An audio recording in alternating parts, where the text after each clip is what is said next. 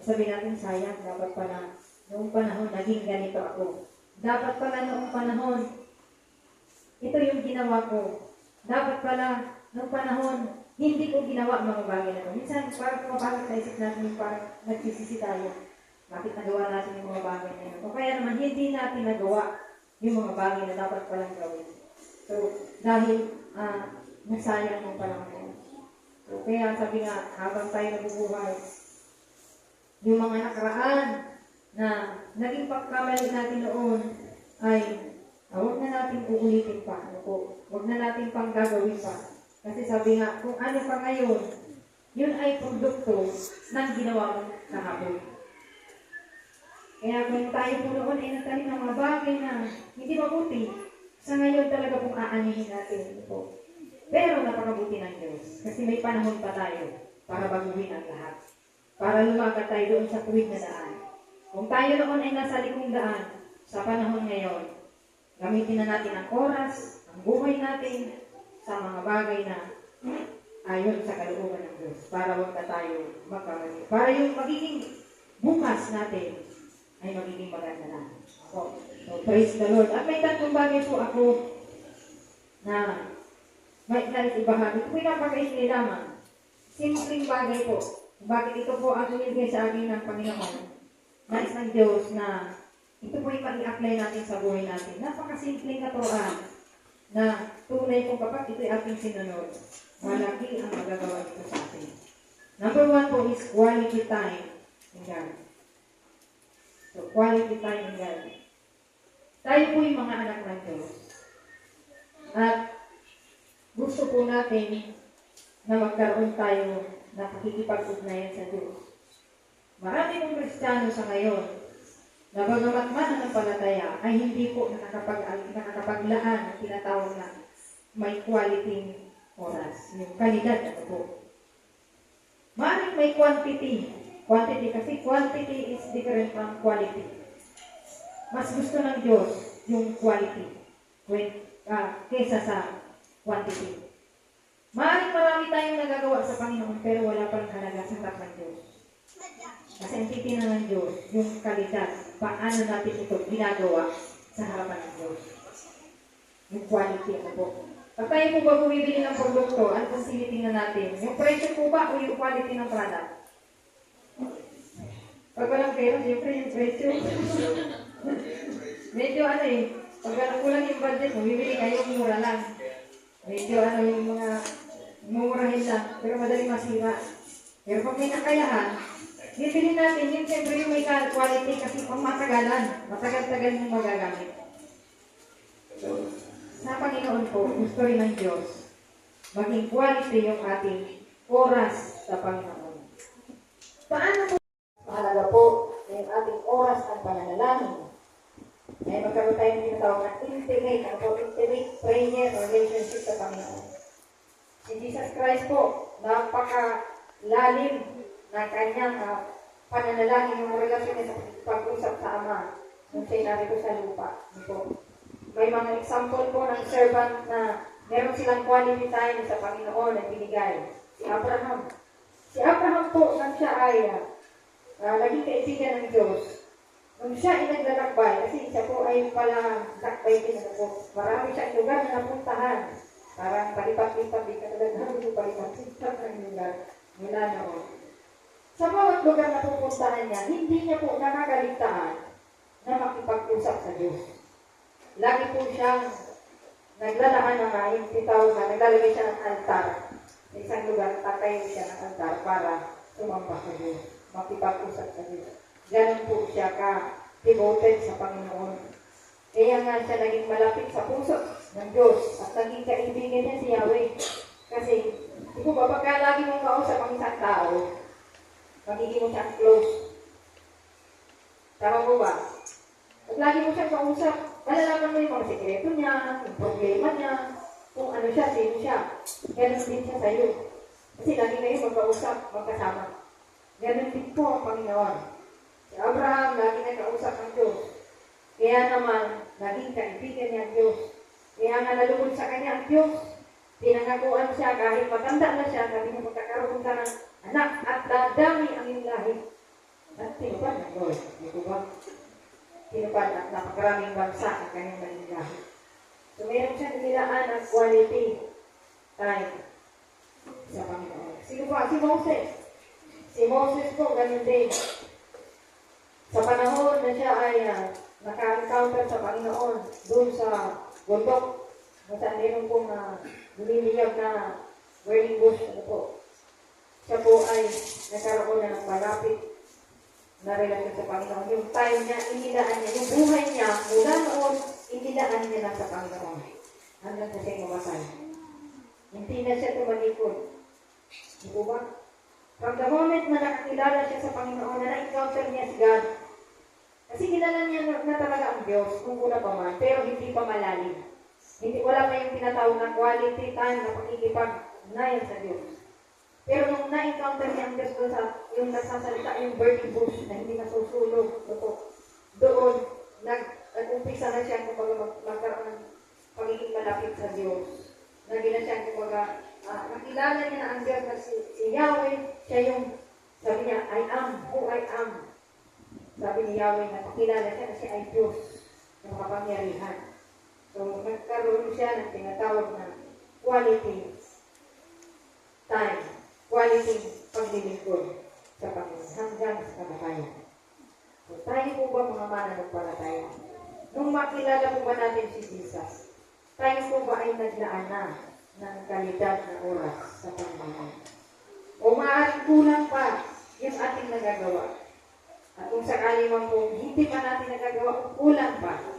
Panahon na po para po baguhin natin yung panahon, yung kalidad ng panahon na ibigay natin sa Diyos. In prayer, in worship, sa pag-aaral ng kanyang salita.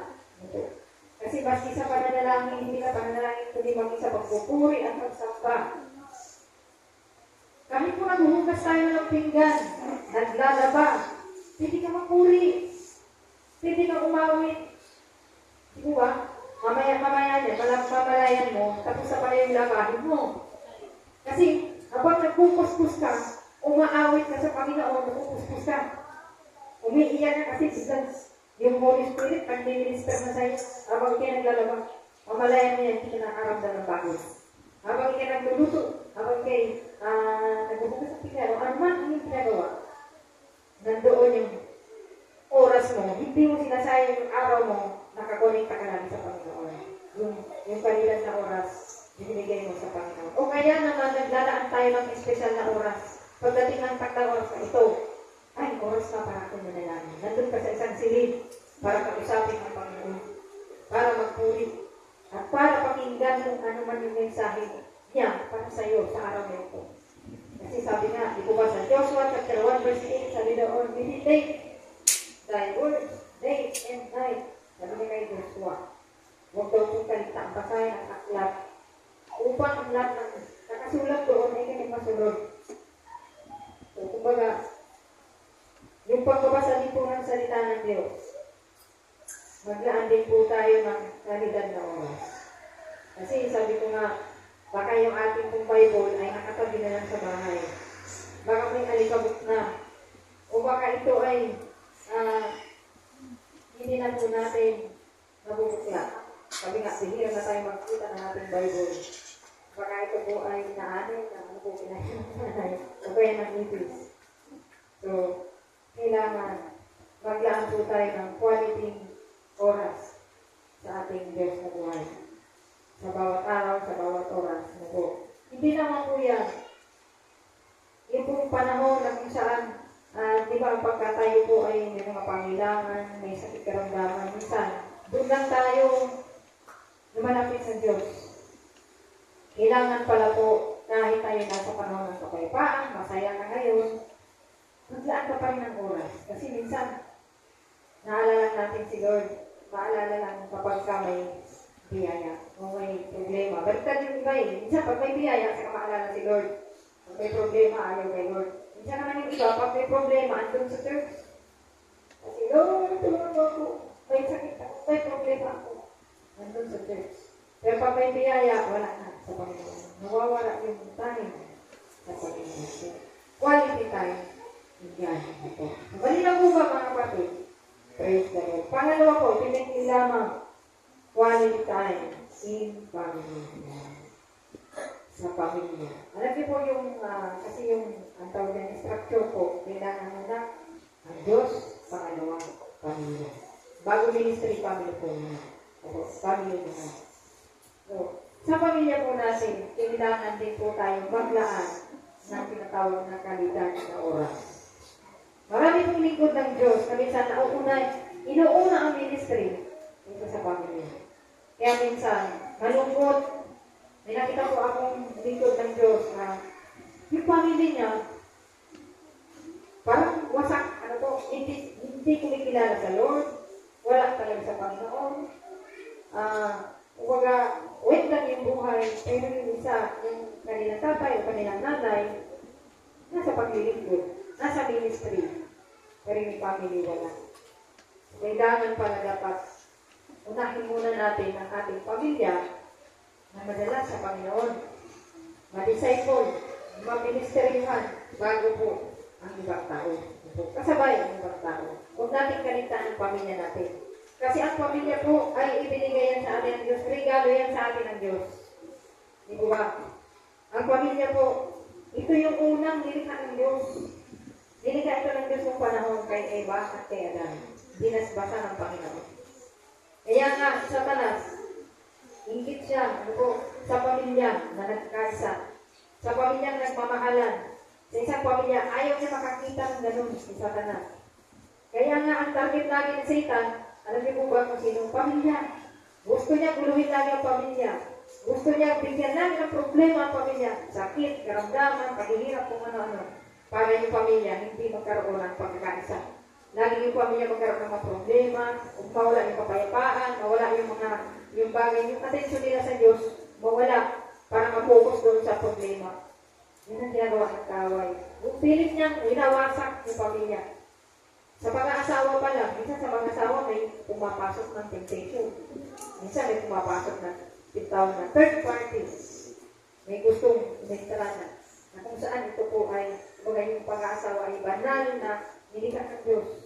Lalaki at babae. Na sa ngayon ay, kumbaga, irumuwit ng kaaway kasi hindi na daw mag-asawa yung mga bakla, umuwi. So, ibang bansa. Sana naman huwag sa ating mangyari. So, kaya yung sinusulong na batas na sulkidin ba yun?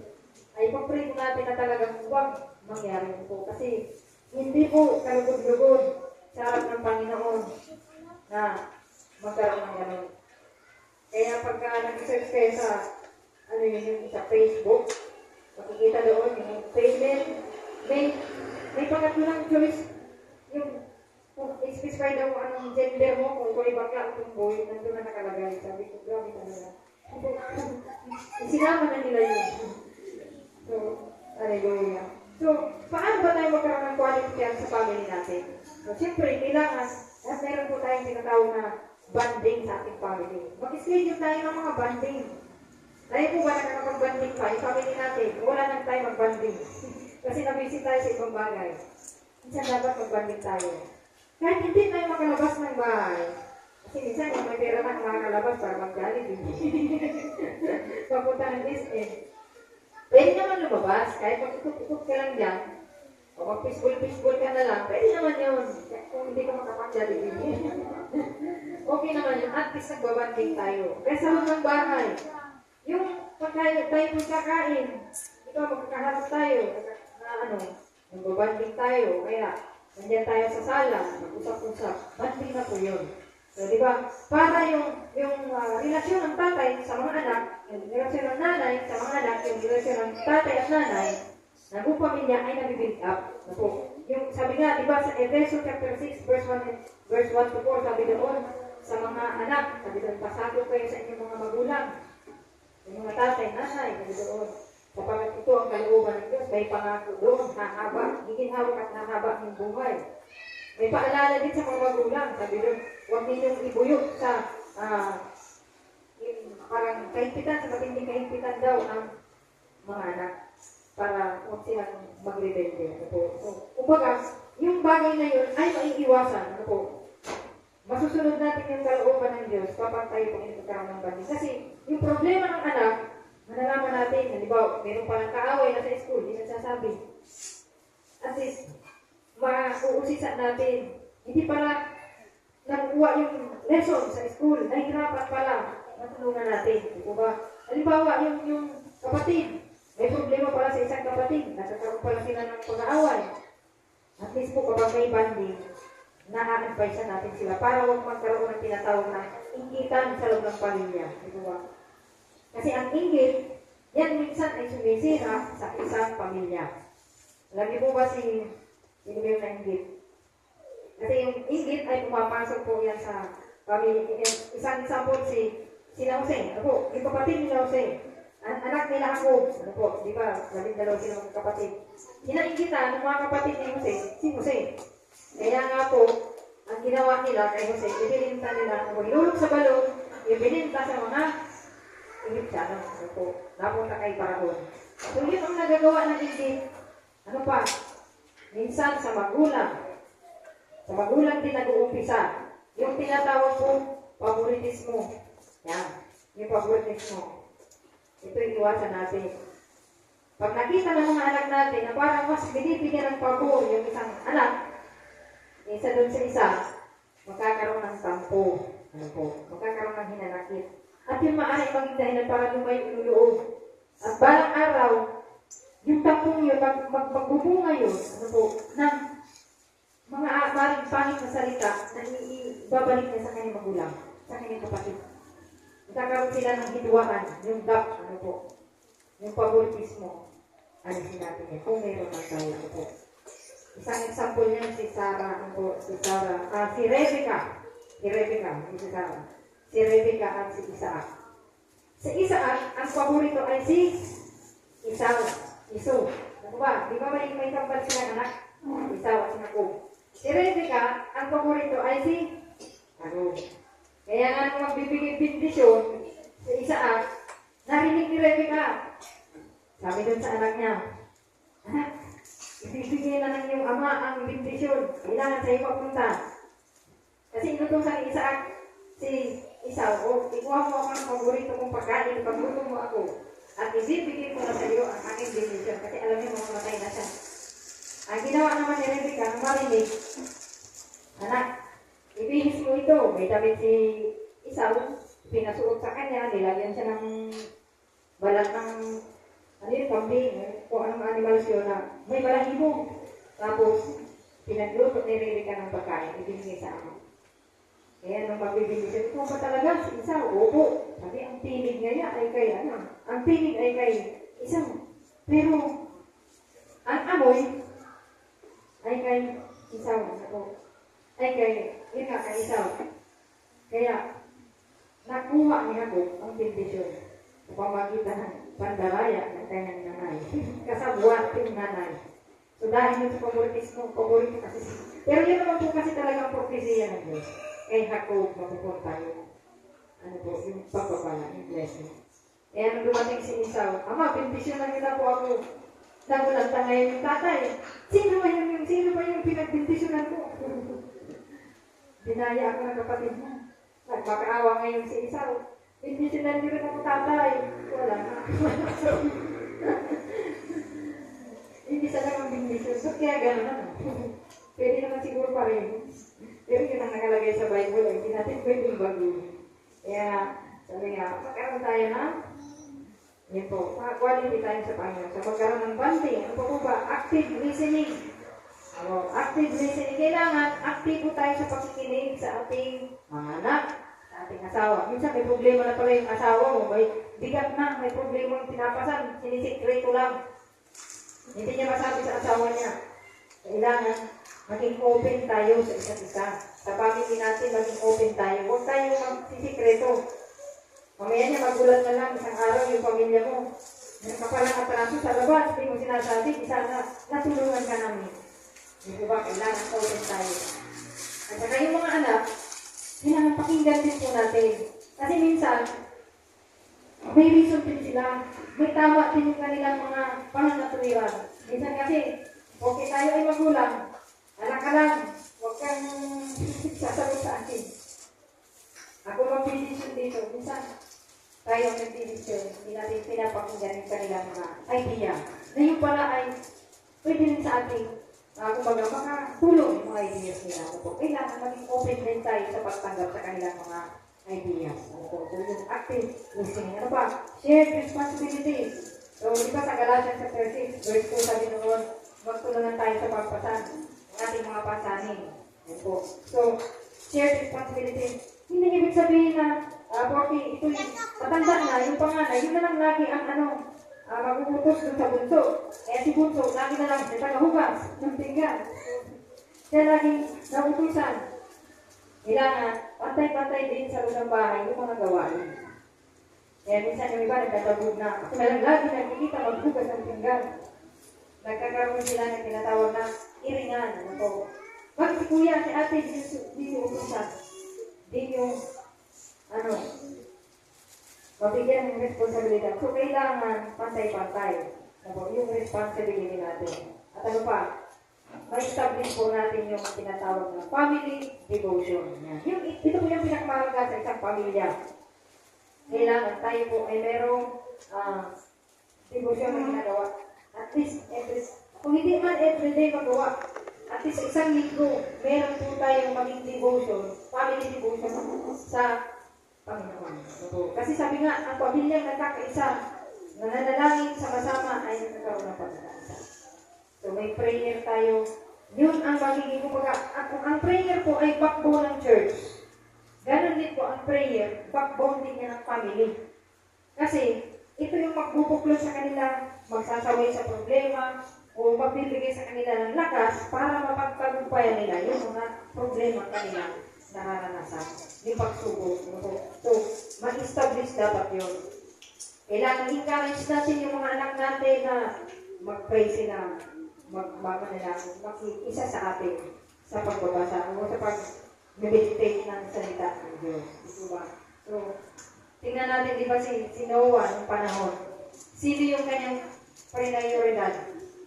Nung siya nagtayo ng barko, pinasok niya dun sa barko, sa arko. Yung kanyang pamilya. Di ba ba? Si Abraham, sino yung bitbit niya? Nung siya naglalakbay, pamilya niya. At si Jacob, ganun din. Nung siya umalis na doon sa kanyang tiyuhin, si Laban, tiyuhin niya.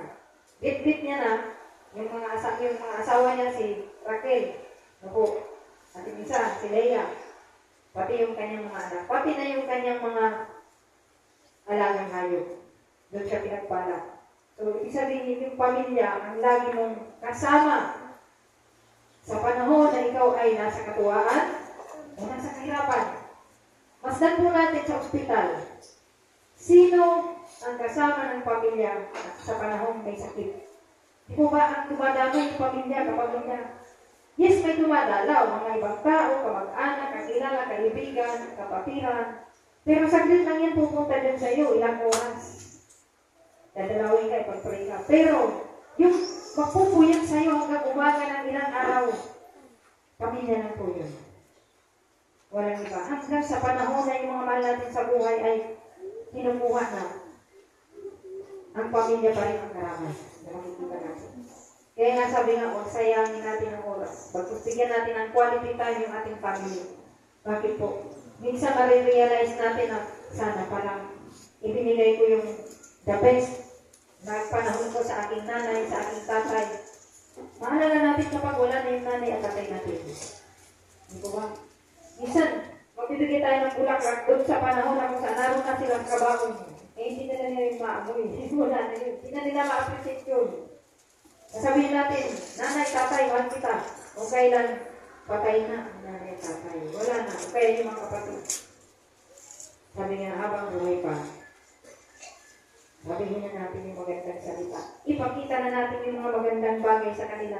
Pahalagahan natin sila sa harapan ng Panginoon. Sabi na, give your best. Ibigay mo na yung, ipakita mo na sa kanya yung magandang karakter, yung mga magandang salita. Iparinig mo na, huwag mo na siyang bigyan ng mga bagay na kasasamaan ng loob. Kasi, balang araw, pagsisisihan po natin yun. Maalala natin, pero hindi na natin mabubuhay yung nakaraan at hindi na natin yung mababago yung nakaraan. Yung hinaharap pwede, pero yung nakaraan hindi na. Kaya nga sabi nga, quality time sa pamilya. Ako po, nagkaroon ng nanay tatay, pareho na pong patay. Kalibasan ng panahon po, hindi pa ako, wala pa ako sa Panginoon. Naging sutil, naging masamang. Sabi nga, hindi naman napakasama. Pero, hindi ako naging napakabuting sa aking magulang. Kaya minsan, pag naalala ko wala na sila, nanghihinayan po ako sa nagkakaroon pa na ganito na ako. So, huwag na natin pong pamarisan ang ganang bagay. Kaya ngayon, mapagod kayo, may nanay, may tatay pa kayo, may kapatid pa kayo na nasa pamilya kanila.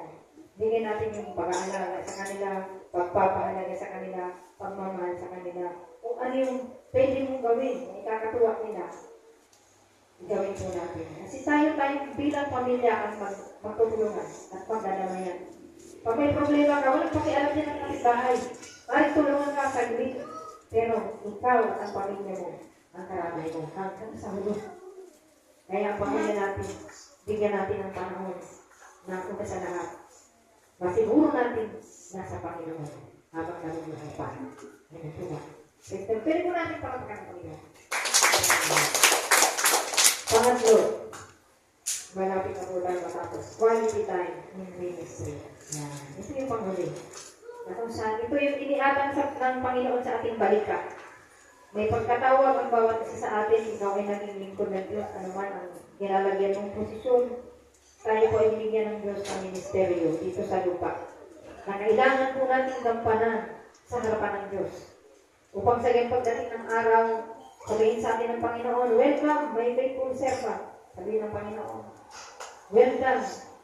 Kumbaga ang Diyos ay nakangiti at masaya na tayo ay tatanggapin sa kanyang kaharian. Pero para po mangyari yun, kailangan quality time in ministry. Sabihin, kapag ikaw ay disipulo ng Diyos, ikaw ay naglilingkod sa Panginoon, ibigay mo yung the best na paglilingkod mo.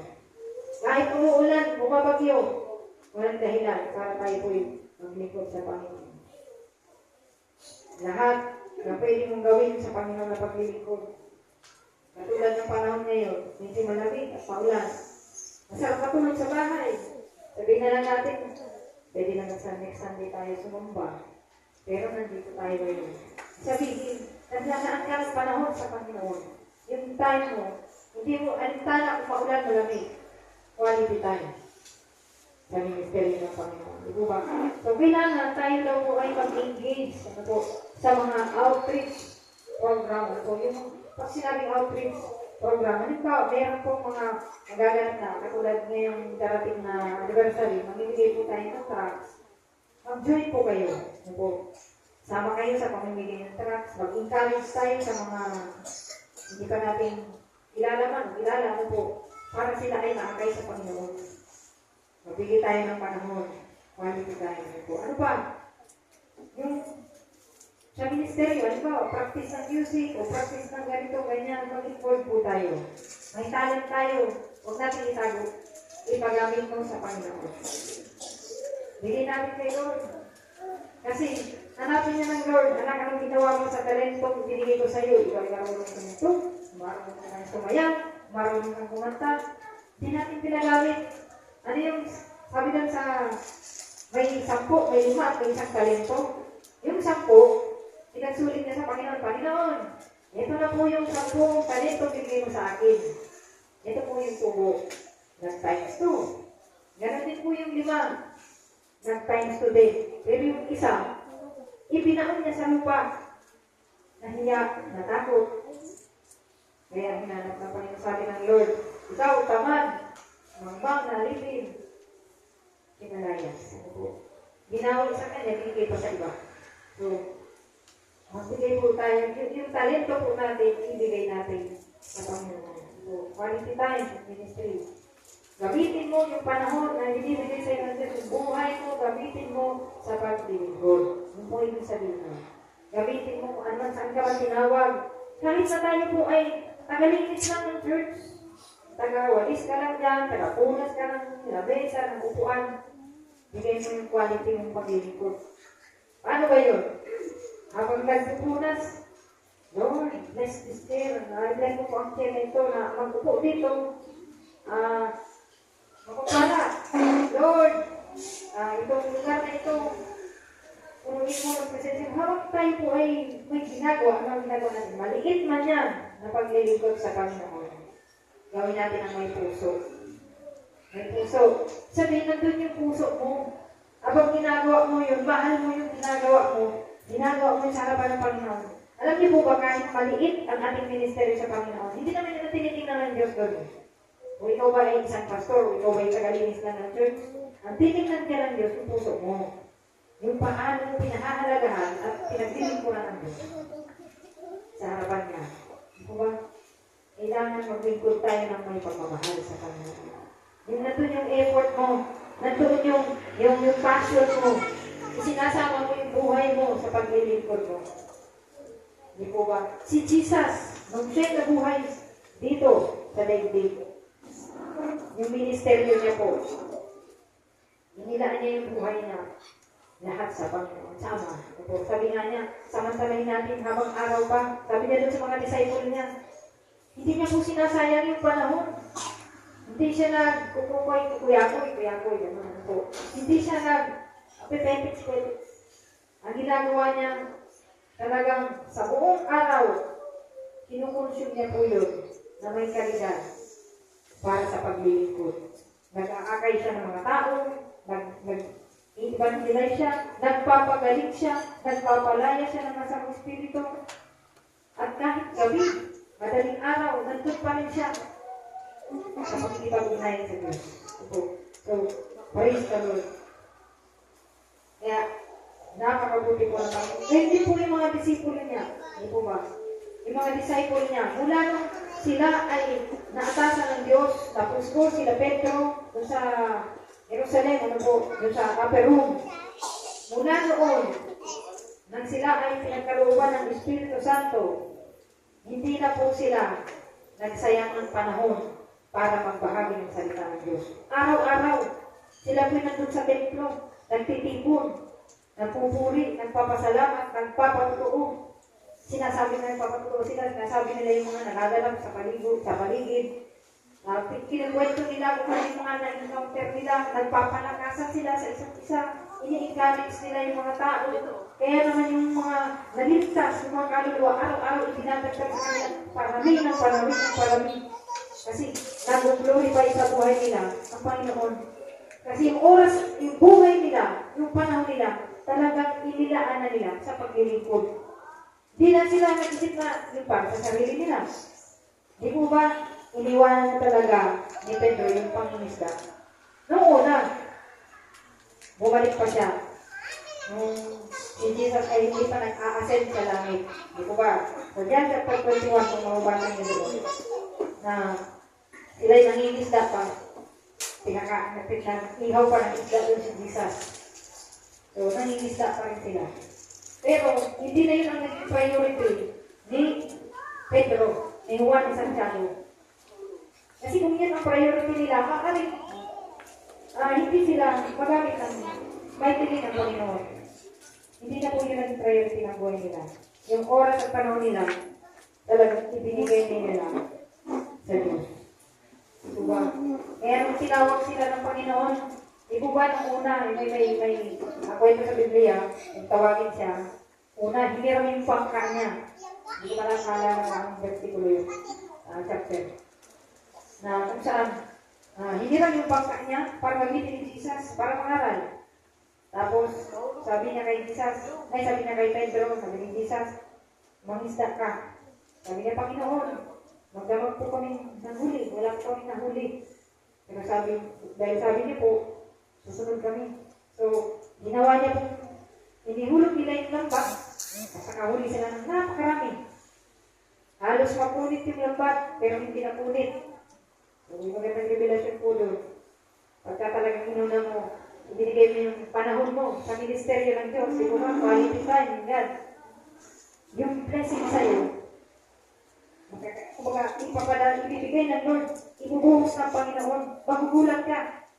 Kasi, nandoon na, yung buong gabi, magdamag, nangisda sila, wala silang nahuli, pero nung araw na ipinahiram niya yung oras, yung bangka niya. Diba yung bangka, ito yung source of income ni Pedro. Pinahiram niya. Ibig sabihin, binigay niya na yung kanyang oras sa Panginoon. Sa ministry na yun eh. Paglilingkod na yun. So dahil doon, pinagpala siya ng Panginoon. Sabi, manghuli ka ng isda. Kahit araw nakahuli siya ng napakarami. Puno yung lambat. Imposible po yun kung titingnan natin. Kasi wala namang nanguhuli ng araw. Sa gabi nanguhuli yung mga mangingisda. At pag may buwan, talaga mahirap makahuli. Siguro nung panahon na yun, may buwan. Kaya hindi sila makahuli. Pero di ba sa Panginoon wala imposible. Kaya nung araw na yun, nakahuli sila napakaraming isda. At sabi doon, halos mapunit yung lambat. Halos. Hindi talaga napunit. Ibig sabihin, nandun yung proteksyon na kahit na napakaraming biyaya, hindi yun masisira. Hindi kayang i-damage o i-destroy ng kaaway. Yung blessing na ibibigay sa'yo ng Diyos dahil ikay naglilingkod, ikay nasa ministeryo ng Diyos, hindi yan kayang sirain ng Diyos. Hindi yan kayang alilangan ng Diablo. Hindi yan kayang i-destroy. Kung proteksyonan niya ng Panginoon. Yung anumang biyaya yung ibibigay sa'yo ng Panginoon. Dahil naglingkod ka sa Kanya. Yung ministry mo nasa Kanya. Hindi ba? Pero isang bagay, nakakatuwa kay Pedro. Nakita natin doon. Pagkatapos na sila yung makahuli ng napakarami, sabi ni Jesus, sumunod kayo sa akin. Iniwanan din nila yung napakaraming isda. Pagkatapos mahuli. Huwag pwedeng sabihin ni Pedro, saglit ang Panginoon, bibenta ko muna yung mga isda. Sayang. Kagabi, hindi kami nakahuli, ilan ng pera. Ito muna unahin mo, pero hindi. Sumunod na siya sa Panginoon. Ibig sabihin, hindi niya na pinanghinayangan yun. Talagang kumbaga, si Lord na yung sana niya. Ano po? Yung priority niya, yun na yun. Pangalawa na lang yung nanabuhan. So, praise the Lord. Quality time in ministry. Kaya nga, sabi nga, pag nakita ng Panginoon, na buhay mo, ginamit mo, na may kalidad sa paglilingkod sa kanya sa ministeryo niya. Sabi nga, 15, Corinthians, chapter 15, verse 53. Sabi nga, hindi nasasayang yung panahon na ating ibinigay sa Panginoon. So, hindi na po ito masasayang. Ito po ay nakalista sa kalangitan. Lahat ng ating pong mga ginagawa. Sige ko din yun po. Ito.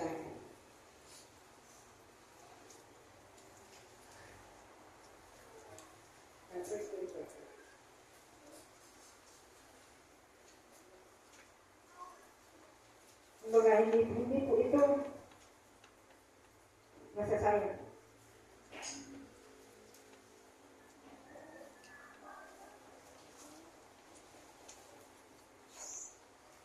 Ito, 15:58 yan. Kaya nga, mga kapatid, magpakatatag kayo at huwag matitinag.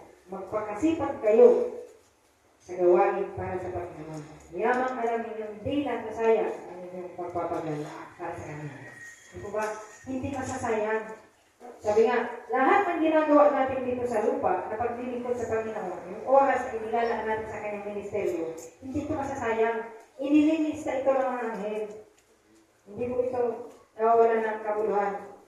Alam niyo po, may kwento na sa langit daw, yung mga anghel, yung naka-assign sa ating mga angel, may dala-dala silang listahan. Ito. Bawat ginagawa natin ililista nila. Kaya pagdating sa langit, mga mananampalataya, titignan ngayon yung listahan.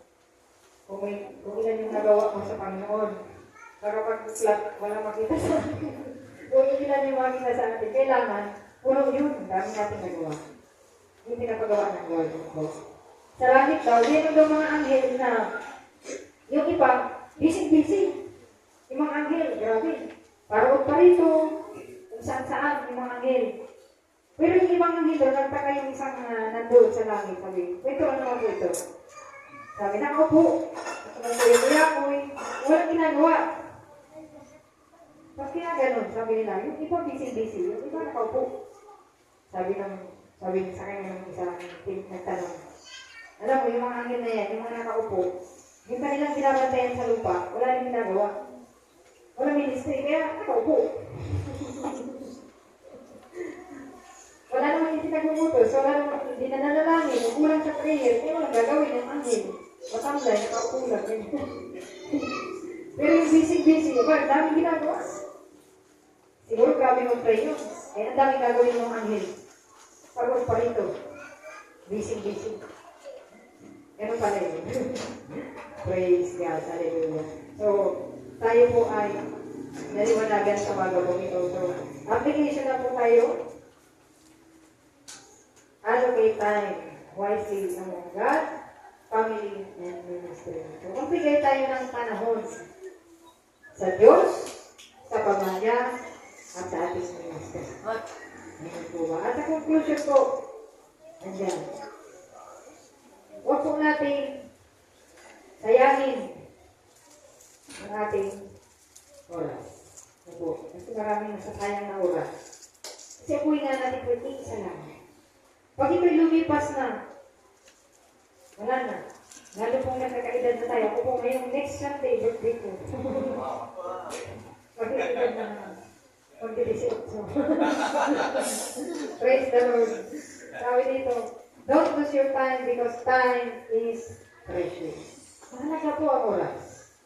Mahalaga, kung mahalaga sa atin ang ating pamilya, mahalaga ang oras para sa Diyos, para sa pamilya, para sa ministry. Marami pong bagay na mahalaga, pero isa sa mahalaga ay ang oras. Sabi nga, anong araw ngayon, linggo, yung sa hapon, Sabado, hindi na natin kayo ibalik. So, huwag sayangin ang panahon, habang may buhay, use your life to serve God. Give your best to God. Do your best, and God will do the rest. So, praise the Lord, tayo po ay pumikit.